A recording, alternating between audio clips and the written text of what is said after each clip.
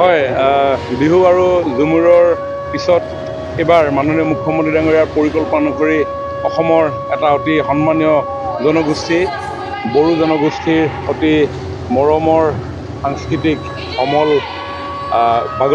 বাগৰুম্বাক আমি একক স্থানত বৃহৎ আৰু বৰ্ণাঢ্য আয়োজনেৰে দেশৰ যশস্বী প্ৰধানমন্ত্ৰী নৰেন্দ্ৰ মোদী ডাঙৰীয়াৰ উপস্থিতিৰে সমগ্ৰ বিশ্ববাসীৰ আগত তুলি ধৰিবৰ কাৰণে আমি প্ৰয়াস কৰিছোঁ।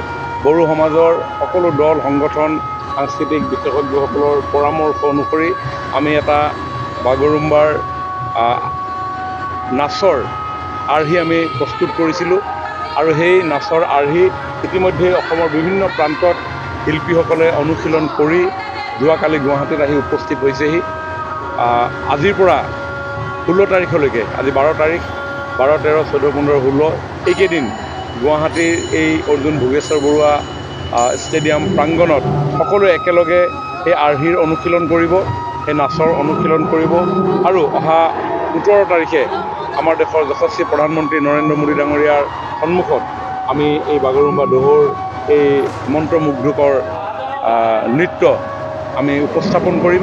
মোৰ বিশ্বাস আমি যেনেকৈ বিহু বিনন্দীয়া অনুষ্ঠানৰ জৰিয়তে সমগ্ৰ বিশ্ববাসীক অসমৰ শক্তিশালী সাংস্কৃতিক পৰিচয় তুলি ধৰিবৰ কাৰণে সক্ষম হৈছিলোঁ, আমি ঝুমুৰ বিনন্দিনীৰ জৰিয়তে অসমৰ 200 বছৰীয়া চাহ শিল্পৰ ইতিহাসৰ লগতে এই চাহ শিল্পৰ লগত জড়িত হৈ থকা আদিবাসী চাহ জনগোষ্ঠী সমাজৰ জীৱনশৈলীক আমি তুলি ধৰিবৰ কাৰণে সক্ষম হৈছিলোঁ।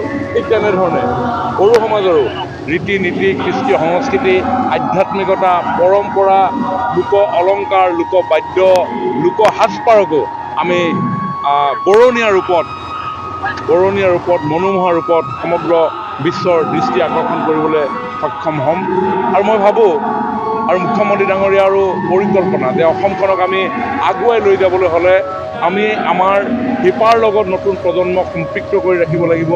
আমি আমাৰ শিপাৰ কথা নতুন প্ৰজন্মই জানিব লাগিব, চৰ্চা কৰিব লাগিব, প্ৰচাৰ কৰিব লাগিব, প্ৰসাৰ কৰিব লাগিব। তেতিয়াহে স্বাভিমানী একটা জাতি আমি গঠন কৰিব পাৰিম আৰু অসমত বিভিন্ন জাতি জনগোষ্ঠীৰ বিচিত্ৰতাৰে যি বৃহৎ অসমীয়া সমাজ নিৰ্মাণ হৈছে, মই ভাবোঁ যে ইটো জাতি জনগোষ্ঠীৰ কৃষ্টি সংস্কৃতি সিটো জাতি জনগোষ্ঠীয়ে জানিব লাগিব, বুজিব লাগিব, বিনিময় কৰিব লাগিব আৰু তেতিয়া এডাল এনাজৰীৰে আমি বান্ধ খাম আৰু এই এনেধৰণৰ পৰিৱেশৰ জৰিয়তে অসমৰ প্ৰতিও জনসাধাৰণ আকৃষ্ট হ'ব। নতুন চিন্তাৰে অসমখনক আমি আগুৱাই লৈ যাব পাৰিম।